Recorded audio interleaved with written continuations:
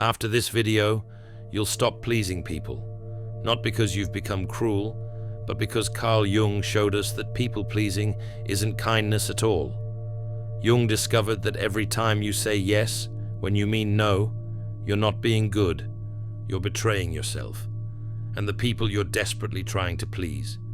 They don't respect your kindness, they depend on your weakness. Picture this moment. You've just agreed to something you didn't want to do. Again, your stomach knots as you smile and nod, while inside you're screaming. You tell yourself you're being helpful, mature, considerate. But Jung would say you're trapped in what I call persona imprisonment, when your mask of agreeableness becomes your cage.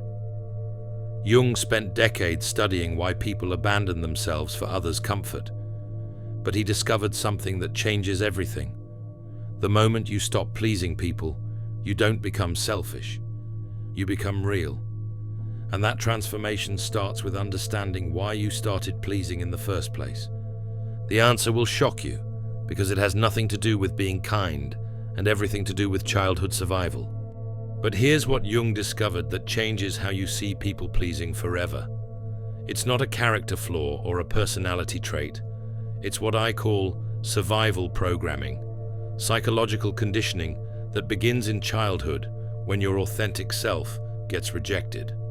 Jung wrote, "The privilege of a lifetime is to become who you truly are." But people-pleasers never learned they had that privilege. Instead, they learned that being real meant being rejected, that having needs meant being selfish, that expressing anger meant being bad. So they adapted. They created what Jung called the persona, a carefully crafted mask designed to avoid conflict, rejection, and abandonment.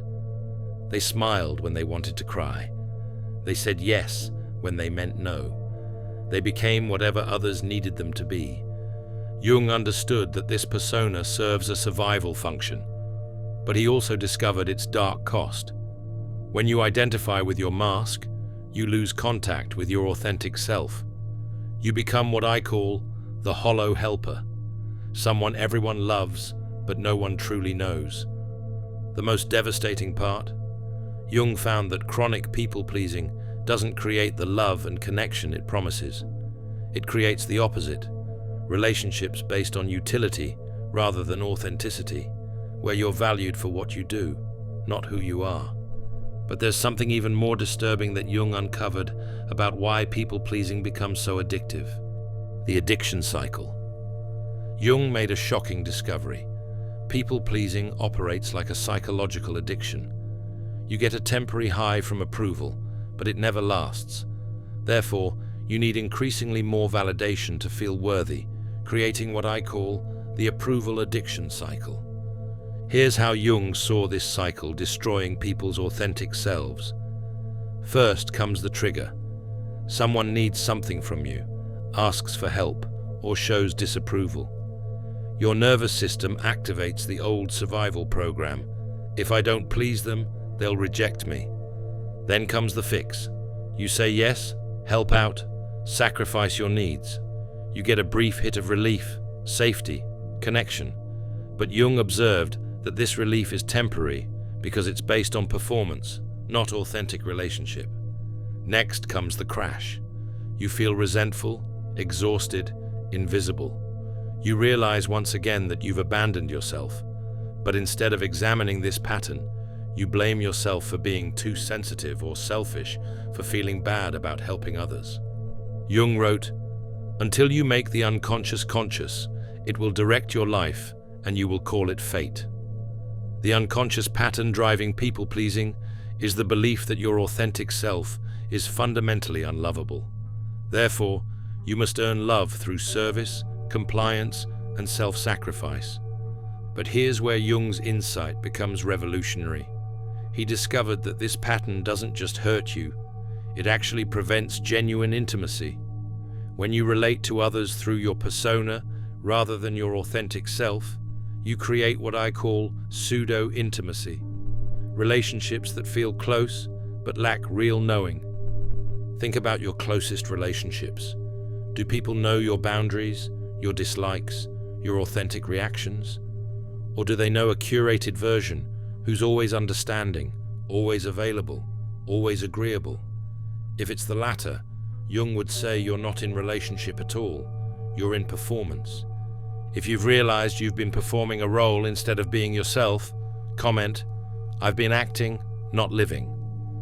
The most tragic part is that people pleasers often attract what Jung called unconscious narcissists, individuals who need someone to manage their emotions, carry their responsibilities, and never challenge their behavior.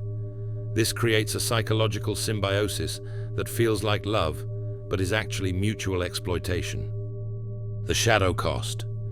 Jung's most profound insight about people-pleasing involves what he called the shadow, all the parts of yourself you've rejected to maintain your agreeable image. But here's what most people don't realize. When you repress your authentic reactions, they don't disappear. They get stronger underground.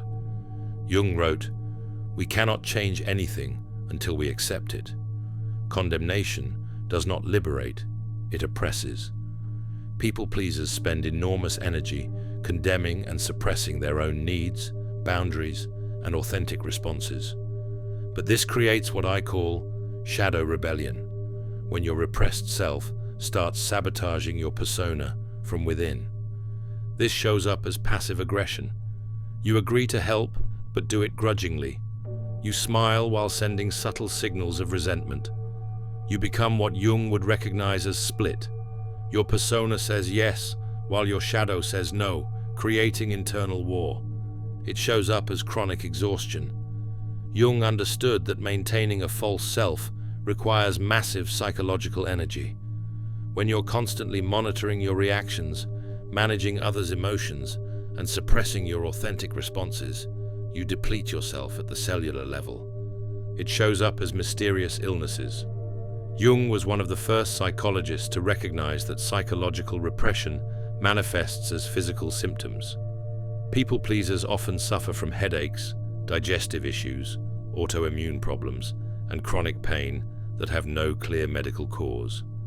Most devastatingly, it shows up as what I call identity erosion. You become so skilled at reading others' needs and adapting to their expectations that you lose touch with your own preferences, desires, and authentic reactions. You become a shapeshifter with no true shape. Jung observed that this splitting creates a dangerous psychological dynamic. The more you suppress your authentic self, the more it seeks expression through unconscious means. You might have explosive anger episodes that surprise everyone, including yourself. You might make sudden, impulsive decisions that seem completely out of character. This is your shadow trying to restore psychological balance. But because you don't recognize these eruptions as legitimate parts of yourself, you feel ashamed and double down on people-pleasing behavior, creating an even more destructive cycle. Jung wrote, "One does not become enlightened by imagining figures of light, but by making the darkness conscious." For people pleasers, making the darkness conscious means acknowledging the anger, resentment, and needs you've been hiding, not to become cruel, but to become whole. The question becomes, how do you integrate your shadow without destroying your relationships or becoming the very thing you've been avoiding? The individuation solution. Jung's solution to chronic people-pleasing wasn't therapy or self-help techniques. It was what he called individuation, the psychological process of becoming who you actually are beneath your conditioned responses. But Jung understood that for people-pleasers, this process feels like death, because your entire identity has been built around being needed by others. Jung wrote, "The most terrifying thing is to accept oneself completely. For people pleasers, self-acceptance means accepting parts of yourself you've been taught are bad. Your anger, your needs, your boundaries, your capacity to disappoint others. This is where Jung's understanding becomes revolutionary. He realized that what people pleasers call selfishness is actually self-respect. What they call mean is actually honest. What they call difficult is actually authentic. The fear isn't becoming a bad person, it's discovering you were never as bad as you thought. The individuation process for people pleasers involves what I call shadow integration, consciously reclaiming the parts of yourself you've disowned. This doesn't mean becoming aggressive or cruel. It means becoming complete. Step 1 is recognizing your authentic reactions without immediately suppressing them. When someone asks something of you, notice your body's response before your mind jumps to people-pleasing mode. Jung wrote, "Your vision will become clear only when you can look into your own heart." Your heart's first response, before conditioning kicks in, is usually your authentic truth. Step 2 is learning to sit with others' disapproval without immediately trying to fix it. Jung understood that people pleasers are terrified of negative emotions, both their own and others. Therefore, they become emotional managers, constantly monitoring and adjusting everyone's feelings. But this prevents authentic relationship because it robs others of their right to feel their own emotions. Step 3 involves what Jung called the collision with the unconscious, the moment when your old patterns no longer work and you're forced to find new ways of relating. For people pleasers, this often comes as a crisis, burnout, illness, or a relationship that finally demands authenticity. Comment if you've hit a wall where people-pleasing stopped working. My old patterns broke down. But Jung saw these crises as opportunities for rebirth. When your persona can no longer maintain itself, space opens for your authentic self to emerge. This process isn't comfortable, but it's necessary for psychological health. Jung wrote, "There is no coming to consciousness without pain. The pain isn't punishment, it's labor pains. Something real is trying to be born through your crisis, and that something is your authentic self. The key is learning to trust this process, rather than immediately reverting to people-pleasing behaviors when others resist your authenticity." The resistance phase. Jung observed that when people-pleasers begin individuation, they encounter fierce resistance, not just from others, but from their own psychological conditioning. What I call the resistance phase is when your new authenticity threatens the unconscious contracts that have governed your relationships for years. People will say you've changed, and they're right. You have changed. You've stopped being who they needed you to be and started being who you actually are. Jung understood that this threatens people who benefited from your self-abandonment. But here's where Jung's insight becomes crucial. Their resistance isn't about you becoming worse. It's about them losing access to your unconscious compliance. Jung wrote, "Where love reigns, there is no will to power, and where the will to power is paramount, love is lacking." The people who resist your authenticity most strongly are often those whose relationships with you were based on power rather than love.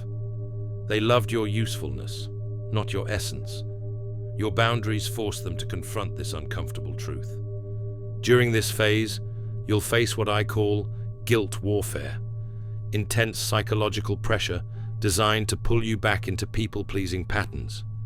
You'll hear phrases like, "You used to be so understanding," or "I don't know what's happened to you," or "You're being selfish." Jung would recognize these as projections. When someone calls you selfish for setting boundaries, they're revealing their own inability to respect others' autonomy. When they say you've become cold for expressing your needs, they're showing their discomfort with authentic relationship. The resistance phase tests your commitment to individuation. Will you revert to familiar people-pleasing patterns to restore peace? Or will you hold steady in your authenticity despite others' discomfort? Jung wrote, "The individual has always had to struggle not to be overwhelmed by the tribe. Your tribe, family, friends, colleagues, has psychological investment in your people-pleasing patterns. Your authenticity disrupts their unconscious expectations." But Jung also observed that those who weather this resistance phase emerge stronger and more integrated. You develop what I call authentic confidence, peace with being misunderstood, rather than desperation to be liked. This doesn't mean becoming aggressive or dismissive of others' needs. It means responding to others from choice rather than compulsion, from wholeness rather than wound, from strength rather than fear. If you've noticed people treating you differently since you started setting boundaries, comment, "I stopped managing their feelings." Some relationships won't survive your individuation, and Jung would say this is necessary and healthy. Relationships built on your self-abandonment were never real relationships to begin with. They were psychological arrangements that served others' unconscious needs while depleting your essential self. But something beautiful emerges from this difficult phase: space for authentic connections based on mutual respect rather than unconscious exploitation. The integration mastery. Jung believed that successful individuation leads to what he called the union of opposites, the integration of seemingly contradictory aspects of yourself. For recovered people pleasers, this means becoming both kind and boundaried, both caring and self-protective, both generous and discerning. This integration creates what I call conscious compassion, the ability to care for others without abandoning yourself. Jung wrote, "The shoe that fits one person pinches another. There is no recipe for living that suits all cases. You learn to offer what serves both you and others, rather than automatically sacrificing yourself." The integrated person develops what Jung called ethical relationship to the unconscious. You become aware of your people-pleasing triggers and can choose conscious responses rather than falling into automatic patterns. When someone asks something of you, you pause and check in with your authentic self before responding. This pause is revolutionary for people pleasers. In that space between trigger and response, you access choice. You can consider, does this request align with my values? Do I have the energy to fulfill this authentically? Am I being asked because of my competence or my compliance? Jung understood that this consciousness doesn't make you cruel or selfish. It makes you real. You begin helping others from overflow rather than depletion, from genuine desire rather than unconscious compulsion. Your relationships become healthier because they're based on authentic exchange rather than one-sided giving. The mastery phase involves what I call boundary artistry, the ability to set limits with grace rather than aggression. Jung wrote, "Everything that irritates us about others can lead us to an understanding of ourselves." When someone's request irritates you, instead of immediately saying yes, you explore what this reaction reveals about your authentic needs. You learn to say, "I need to think about that," instead of reflexively agreeing. You practice "no, but I can offer this instead," rather than total self-abandonment or complete rejection. You develop the ability to disappoint people without feeling like you've committed a crime. Most importantly, you learn to tolerate others' emotional responses to your boundaries without immediately trying to fix them. Jung understood that emotional management is a form of control disguised as care. When you allow others to have their feelings without taking responsibility for them, you offer them the gift of emotional autonomy. This creates space for genuine intimacy because people can show up authentically rather than performing for your emotional management. They learn to process their own reactions, develop their own coping strategies, and relate to you as an equal rather than a service provider. The integrated former people pleaser becomes what Jung envisioned, someone who can engage in authentic relationship while maintaining their essential self. You love others without losing yourself. You care without becoming depleted. You help without enabling dependency. This is the opposite of selfishness. It's what Jung called enlightened self-responsibility. You take responsibility for your own needs, emotions, and authenticity, which frees others to do the same. The new relationship pattern. Jung observed that when someone completes the individuation process, their relationship patterns transform completely. What I call the attraction shift occurs. You stop attracting people who need managing and start attracting people who appreciate authenticity. This happens because your energy signature changes. Instead of radiating, "I can fix you," or "I'll carry your emotions," you radiate, "I'm available for mutual, authentic connection." Jung understood that we attract what matches our psychological development level. The people drawn to your new authenticity have done their own psychological work. They don't need you to manage their emotions, carry their responsibilities, or sacrifice yourself for their comfort. They're attracted to your realness rather than your utility. But Jung also warned about what I call transition loneliness, the period between losing relationships based on people-pleasing and attracting relationships based on authenticity. This phase can feel isolating because you're no longer willing to settle for pseudo-intimacy, but genuine connections take time to develop. Jung wrote, "Loneliness does not come from having no people about one, but from being unable to communicate the things that seem important to oneself.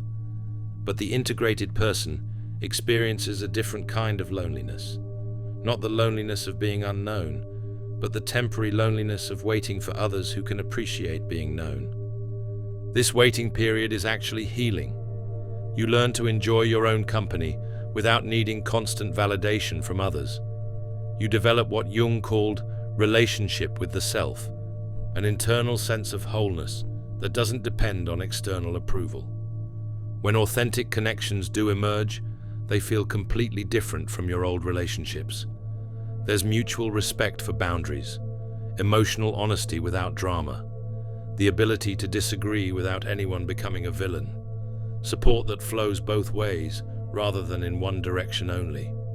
Jung believed these relationships represent human potential, connections based on conscious choice rather than unconscious compulsion, on mutual growth rather than mutual exploitation, on love rather than need. If you've experienced this shift from being needed to being chosen, comment, "Real love chose me when I stopped performing for it." The most beautiful aspect of this transformation is that you become capable of the very thing you were seeking through people-pleasing, authentic love, but now you receive it because of who you are, rather than despite who you are. Your authentic self, including your boundaries, your needs, your sometimes difficult truths, becomes lovable because you've learned to love it yourself. Jung understood that self-love isn't narcissism, it's the foundation for all authentic relationship. You can finally offer others what you always wanted to offer, genuine care arising from wholeness rather than compulsive helping arising from woundedness. The ripple effect. Jung believed that individual transformation creates collective transformation. When you stop people-pleasing and embrace authenticity, you don't just change your own life, you give others permission to do the same. What I call the authenticity ripple spreads outward from your transformed relationships. People in your life witness someone saying no with grace, setting boundaries without aggression, and caring without self-sacrifice. This challenges their unconscious assumptions about how relationships should work. Some will resist this challenge, but others will be inspired by your example. Jung wrote, "The meeting of two personalities is like the contact of two chemical substances. If there is any reaction, both are transformed." Your authenticity catalyzes transformation in others, not through preaching or advice, but through embodied example. Children especially benefit from witnessing authentic adults. Instead of learning that love requires self-abandonment, they see that healthy relationships involve mutual respect and honest communication. You break generational patterns of people-pleasing that may have operated in your family for decades. Your workplace culture shifts when you stop automatically saying yes to unreasonable requests. Others notice that boundaries can be professional rather than personal, that self-respect doesn't require aggression, that caring for yourself enables better service to others. Even casual interactions transform. You stop enabling others' irresponsibility by always accommodating their needs. This forces them to develop their own capability rather than depending on your endless flexibility. Jung understood that society is transformed one individual at a time. Each person who chooses authenticity over approval creates space for others to make the same choice. Your recovery from people-pleasing becomes a gift to the collective unconscious. But Jung also warned that this responsibility can become another form of people-pleasing if you're not careful. The goal isn't to transform others, it's to maintain your own authenticity regardless of others' responses. The ripple effect happens naturally when you live from your integrated self. The most profound ripple is what I call permission granting. Your authenticity gives others unconscious permission to be real as well. In a world full of masks and performances, your willingness to be genuine becomes revolutionary. You model that it's possible to care about others without abandoning yourself, to be kind without being weak, to have boundaries without being cruel. This is Jung's vision of individuated humanity, conscious beings in authentic relationship. The conscious choice. Jung understood that recovering from people-pleasing isn't a one-time event, but an ongoing practice of conscious choice. Every day presents opportunities to either revert to old patterns or maintain your authenticity. What I call the daily practice of authenticity becomes your path forward. This practice involves micro-choices that seem small but create massive transformation over time. Pausing before automatically saying yes. Checking in with your body's response to requests. Expressing preferences instead of defaulting to whatever you want. These tiny acts of self-respect accumulate into profound change. Jung wrote, "You are what you do, not what you say you'll do." Your authenticity becomes real through consistent action, not through one-time decisions. Each time you choose honesty over people-pleasing, you strengthen your capacity for authentic relationship. The practice also involves what I call compassionate firmness, holding boundaries with love rather than aggression. You learn to say no in ways that honor both your needs and others' dignity. This isn't about becoming hard or uncaring, but about becoming clear and honest. Jung believed this consciousness represents evolution, the development of human beings who can love without losing themselves, care without depleting themselves, and connect without abandoning themselves. It's not selfish, it's integrated. The ongoing challenge is maintaining this consciousness during stressful periods when old patterns feel safer. When someone's upset with your boundaries, when conflict feels too difficult, when approval seems easier than authenticity. These are the moments that test your commitment to individuation.